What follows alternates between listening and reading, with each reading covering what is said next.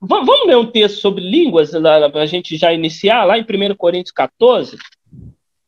Nós estamos falando do modo como a Bíblia diz. Será que esse falar em línguas aí é o jeito que está sendo feito pela Bíblia? E é engraçado que isso aqui é tão simples que qualquer criança qualquer criança aí de 5 anos vai saber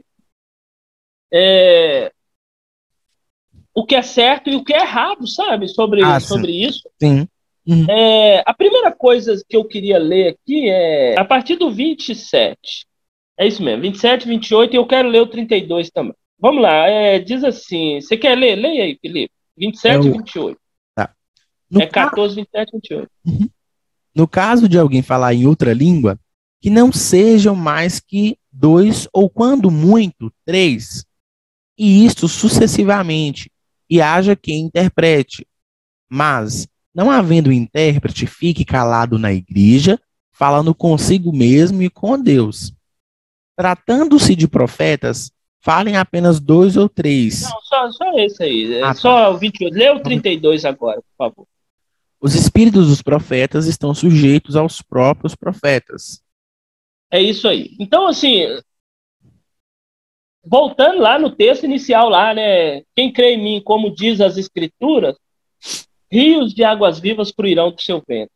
Para a gente ter o Espírito Santo, ô Felipe, quem não cumpre o que está escrito no Evangelho não tem o mover do Espírito Santo. Tem algumas coisas que são assim, olha, como eu sei que isso é assim? Por exemplo, lá em Romanos 5, lá diz assim, olha, o amor de Deus é derramado em nossos corações pelo Espírito Santo que nos foi dado.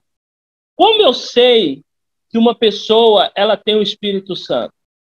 Quando ela ama. Então, assim, é preciso a gente ter esse entendimento. Então, aqui, será que eles estão cumprindo o que o Evangelho, o que a Bíblia está dizendo? Será que eles estão falando em línguas da forma que a Bíblia diz que deve ser? Uhum. Aqui fala assim claramente o seguinte, aqui, olha, se alguém falar língua estranha, aqui a minha está falando estranha, mas não existe no original, tá? Original não existe a palavra estranha, é só língua. Então, quando eles introduziram essa palavra estranha, então quando fala assim, se alguém falar em língua, é só língua, porque não existe língua estranha, é língua humana, é língua de outras nações, a gente pode falar sobre isso. E se alguém falar em língua, faça-se isto por 2, ou quanto muito 3. Então, a primeira coisa que tem que ser, no máximo 3, é 2, e Paulo fala assim, olha, com muita boa vontade, muito, pode ser 3. No máximo 3 pode falar em línguas na igreja. Sim. Tá? E ele ainda continua. Quanto muito 3. E por sua vez, quem quer dizer isso? Um de cada vez. Primeiro um, depois ele fala o outro. Sim. E se tiver o terceiro. E no final ele fala e que haja intérprete. E que haja intérprete. E ele fala, mas se não houver intérprete, esteja calado na igreja. E fale consigo mesmo. Com Deus. Então, o modo de falar em línguas é 2, no máximo 3, um de cada vez e uma pessoa interpretando. Sim. Por isso que ele tem que ser um de cada vez. Exatamente. Porque se um fala, outro fala, como é que ele vai interpretar? E é o que Paulo fala aqui no 19, né? Antes aí ele fala, prefiro que falar na igreja 5 palavras com meu entendimento para instruir outros a falar 10.000 palavras em outra língua. E mais ainda, subindo, né? Antes, ele vai dizer aí que... cadê? Eu perdi aqui. Ele está falando sobre orar em língua e meu espírito não orar, minha mente fica infrutífera, fica sem entendimento, que precisa ter entendimento. Então, por que tem que ter intérprete? Porque tem que ter entendimento. Então, não tem sentido você falar tantas... Oi? Versículo 14. Isso, é. Porque orarei com 15, né? Orarei com o Espírito. O 14 fala isso, e no 15 ele continua. O que farei, pois? Orarei com o Espírito, mas também orarei com a mente.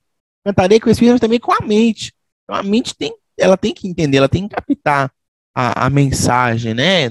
Não é igual hoje a gente vê que essa bagunça que se tornou no meio da igreja. Paulo está falando aqui sobre ordem e decência no culto, né? Ordem, é por isso que tem que ser um de cada vez. Porque aí o intérprete tem como interpretar. E seja, no máximo, 3. Aí, se não tiver intérprete, fica calado. Exatamente. Fale. Pense se quiser. Mas, irmão, eu não consigo segurar, é um poder, é uma glória. Aí que entra o versículo que você leu no final 32. O Espírito é sujeito a... Eles falam isso, um professor lá da igreja fala assim, com a minha filha lá no estudo lá. O mover é muito forte. Aí entra lá em Ezequiel. Sim. Sabe? O Espírito Santo quer que você dê ouvido, né? Sabe? Então, assim, aqui o 32 diz, o espírito do profeta está sujeito ao profeta. Eles estão... eles têm a capacidade de resistir. Aí é interessante o 33, né? Porque Deus não é Deus de confusão e de paz. É a explicação do texto em cima, dos versículos em cima. Uhum. Então, a confusão dá muito nisso. Então, olha pra você ver, tem um texto acima aí, quando fala assim, no versículo 23, diz 23, deixa eu ver se tem mais aqui, ó. 22, olha pra você ver, presta atenção. Diz assim, ó, de sorte que as línguas são um sinal não para os fiéis, mas para os infiéis. E a profecia não é sinal para os infiéis, mas para os fiéis. Se, pois, toda a igreja, versículo 23, se, pois, toda a igreja se congregar num lugar e todos falarem línguas e entrarem doutos ou infiéis, não dirão, porventura, que estáis loucos? Mas se todos profetizarem e algum indouto ou infiel entrar, de todos é convencido, de todos é julgado. 25. Os segredos do seu coração ficarão manifestos, e assim, lançando-se sobre o seu rosto, adorará a Deus. Adorará a Deus, publicando que Deus está verdadeiramente entre vós. Olha o que é esse texto. Você está falando aí de confusão? É isso aí, Felipe. É isso aí. A conclusão, Paulo fala, olha, Deus não é Deus de confusão, mas de paz. Ele faz uma comparação aqui, ó, entre a profecia e o falar em línguas. O capítulo 14, ele é muito isso. Olha, profecia, línguas. Profecia e línguas. Olha, profecias é maior do que línguas. Se você fala línguas, ora para profetizar e tal. Aquela coisa toda. Então, aqui ele faz novamente uma comparação. Ele fala assim, olha, versículo 22, ele fala assim, a línguas é um sinal para os não é para os fiéis, mas para os infiéis. E a profecia não é para os infiéis, mas para os fiéis. O que Paulo quer dizer aí? Ele está querendo dizer o seguinte, olha, no versículo 23, para entender, vamos ler de novo que eu vou explicar. Se, pois, toda a igreja se congregar num lugar e todos falarem línguas estranhas, não existe, e entrarem doutos ou infiéis, não dirão, porventura, que estáis loucos? O que Paulo está dizendo aí é o seguinte, Felipe. Quando a pessoa fala em línguas, uma igreja está todo mundo falando em línguas, aqui ele fala todos falarem línguas. Aquela confusão toda. Ninguém está entendendo nada. Uhum. O infiel vai dizer, olha, esse povo está doido. Uhum. E ele vai continuar o quê? Incrédulo. Infiel. Incrédulo. Por isso que Paulo fala que a língua é um sinal para os infiéis. Quer dizer, eles vão continuar infiéis. Sim. Ninguém foi convertido. Eu tenho um entendimento, não sei se você vai concordar comigo nessa questão, mas teve uns vídeos anteriores no canal que eu falei sobre isso. Eu creio que esse dom aqui, a língua aqui que Paulo fala, essas outras línguas, são idiomáticas. São outros idiomas. Né? São outros idiomas.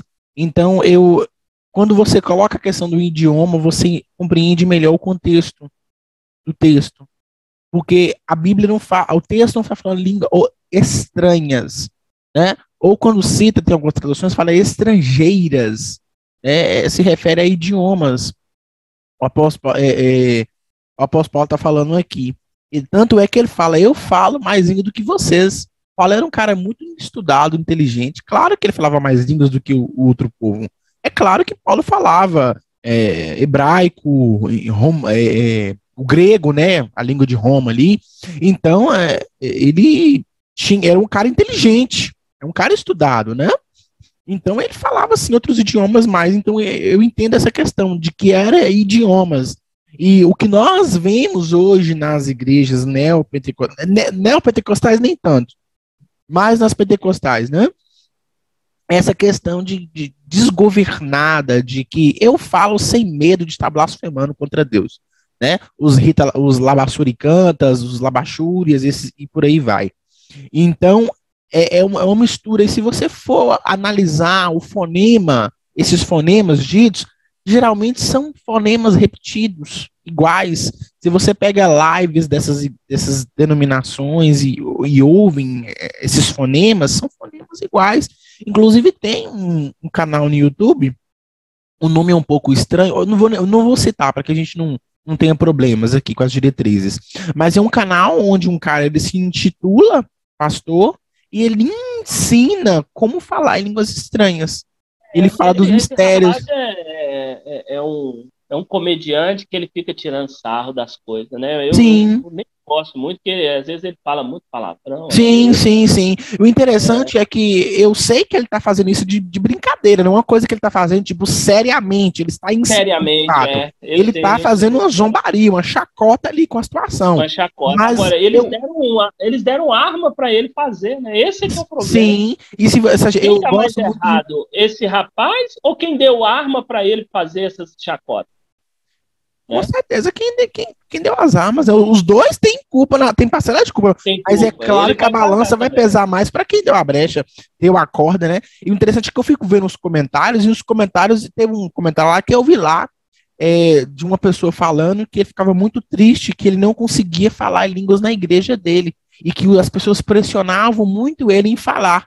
E depois que ele assistiu esse vídeo, que ele estava agradecendo o comediante por ter ensinado ele esses fonemas e como diz esses fonemas.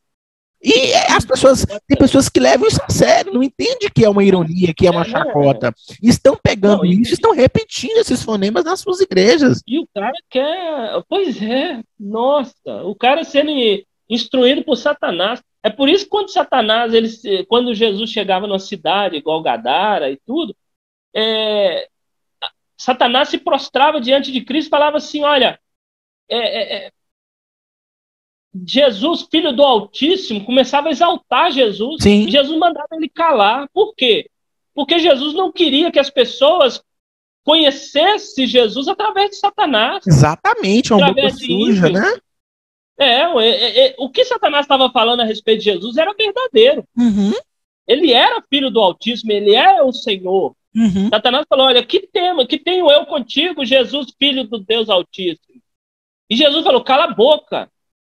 Porque você já pensou se alguém fala assim, olha, até Satanás está dizendo que Jesus é Deus.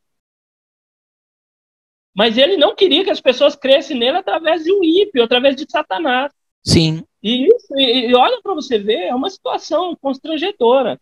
Mas, Felipe, eu também creio que seja, quando ele fala lá, eu falo mais línguas do que todos vós, o que eu entendo, ou a língua dos anjos, né, que não existe, eles inventaram isso, ou línguas estranhas, tem vários idiomas lá no céu, né, língua dos serafins, dos querubins, dos arcanjos, né, ou tem vários idiomas lá no céu, ou Paulo estava falando de idiomas terrenos.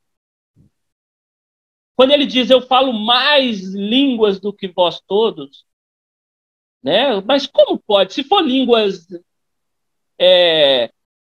diferentes, línguas estranhas, então tem outros idiomas também nas línguas estranhas. Né? Fica estranha essa frase ser de línguas estranhas. dá para entender muito mais que é uma língua humana. Olha, eu falo latim, nós vemos esse contexto, né? Nós vemos esse contexto aqui em geral, né? Por exemplo, na minha escola, quando eu estava em São Paulo, ela era dividida em duas, ela era uma escola, um prédio só que tinha duas escolas, era a escola mesmo, e o prédio de cima chamava Escola de Línguas. Nós vemos isso. Por que Escola de Línguas? Porque lá tinha alemão, japonês, inglês e russo. Então e o nome era Escola de Línguas, não era Escola de Idioma, era Escola de Línguas. Então a gente vê isso nos prédios, né? Se a gente for procurar, a gente vê esse nome, Escola de Línguas. Língua na questão de idiomas, de outros lugares, né? Isso esclarece muito na nossa mente. Para quem não só para situar as pessoas, no versículo 18, se alguém quiser ler aí, né? Que Paulo fala: dou graças a Deus, ao meu Deus, porque falo mais línguas do que vós todos.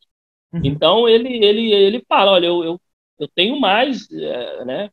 Sim. Então ali dá para entender que é uma língua humana. Volto a dizer, se fosse uma língua dos anjos, alguma coisa assim, então dá para entender então que tem línguas diferentes, né? Línguas que cada um fala diferente. Mas aí, Felipe, só para terminar isso aí, que é muito importante aquilo que eu estava te falando, que quando Paulo fala que entra um infiel e fica vendo todo mundo falando em línguas estranhas, língua lá, né? Sim. É lógico que é língua idiomática, né? Falando alemão, né? Francês, né? Espanhol. Sim. E aí a pessoa não tem que interprete, claro.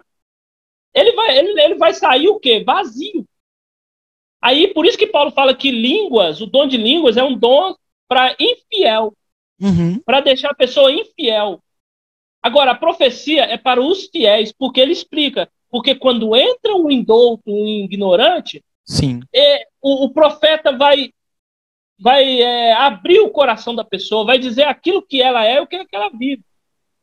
E aí ela vai se converter porque os segredos do coração dela ficou exposto. Ela viu que aquela pessoa que estava profetizando ali é verdadeiramente usado por Deus. Essas profetadas aí dizendo, olha, Deus está mandando dizer para alguém aqui que ele precisa pentear o cabelo de manhã. Pô, tem um monte de gente que tem cabelo lá, ué. Fala, olha, sou eu. Nossa, eu levanto e não pentei o cabelo. Entendeu? Às vezes tem um monte de gente lá que chega lá e fala assim, olha, Deus está dizendo aqui para uma pessoa aqui que é para parar de ser ignorante com seu marido. Nossa, tem um monte de mulher lá que é ignorante com o marido. Eu estava vendo eles falando sobre revelação coletiva e pessoal. Né? Tem um estudo, mais ou menos, que eles falam disso, que existe a revelação coletiva e a revelação pessoal, né? Então, essa questão entra na revelação coletiva, que eles se denominam nessa questão. Então, assim, a profecia, então, por isso que Paulo fala que línguas é um sinal para infiéis, que vão deixar ele infiel. Profecia é um sinal para os fiéis, que vão converter eles de infiel para fiel. Verdade. Entendeu? Então, por quê? Por isso que Deus não é Deus de confusão. Falar em várias pessoas falando, aquela confusão toda, vai trazer confusão, ninguém vai se converter e ninguém vai, né? Um exemplo claro disso nós vemos na ONU, né? A Organização Mundial das Nações, são vários representantes de vários países e lá na ONU eles não falam todos ao mesmo tempo. Tem o tempo dado a cada representante de cada país, né? Eles não falam todo mundo no mesmo idioma. Tanto interessante. Na ONU, por que cada um tem que falar sucessivamente um atrás do outro de forma organizada? Porque, por exemplo, vem o representante do Brasil e fala, só que ele fala e tem a outra pessoa interpretando nos pontos de cada um aquela língua brasileira. E a mesma coisa com os demais. Então tem muito isso. Perfeito. Né? Na ONU acontece isso. Na ONU tem essa organização, por que a igreja não vai ter? Exatamente. Então, interessante, eu lembrei de uma coisa que eu vou ver se eu vou conseguir colocar aqui no vídeo, mas o mapa da cidade de Corinto, neste contexto que Paulo escreve o capítulo 14, a cidade de Corinto era uma cidade portuária. O que significa portuária, né? A cidade recebia estrangeiros. Era uma cidade que tinha contato com muitas pessoas de outros lugares, de outros idiomas. Então, por que o dom dos outros idiomas na igreja de Corinto? Para que eles anunciassem as boas novas de salvação, o evangelho de Jesus Cristo, a estes que são de outros lugares, de outros idiomas. Né? Eu vou ver se eu consigo colocar o mapa aqui para os irmãos verem que a cidade de Corinto é uma cidade portuária. Felipe, foi maravilhoso isso aí. É o Espírito Santo mandando você falar isso aí. É muito importante. Eu ia esquecendo de falar. Por que nós precisamos entender os dons pelo contexto da gente nosso? Assim, eu não gosto muito de tirar a Bíblia dizendo assim, olha, isso é para aquele tempo. Não é isso. Eu detesto falar assim, não, isso é para Corinto, não, isso é para Roma, sabe? Não, é para nós. O que eu quero dizer aqui, vamos abrir aí, ó, no capítulo aí de Coríntios 12, no versículo 27, eu ia acabar passando despercebido. Olha para você ver o que Paulo fala sobre 27 não, perdão, Felipe, deixa eu só achar aqui, 7, 12, versículo 7. Leia aí para você ver, olha. 1 Coríntios 12, 7. A manifestação do Espírito é concedida a cada um visando a um fim proveitoso. Para um fim proveitoso, para algum proveito. O Espírito vai dar um dom para você, para mim, para aquilo que for útil. A minha tradução está útil. Deixa eu só explicar direitinho aqui. Eu não creio como as pessoas que creem que os dons do Espírito são os 9 aqui.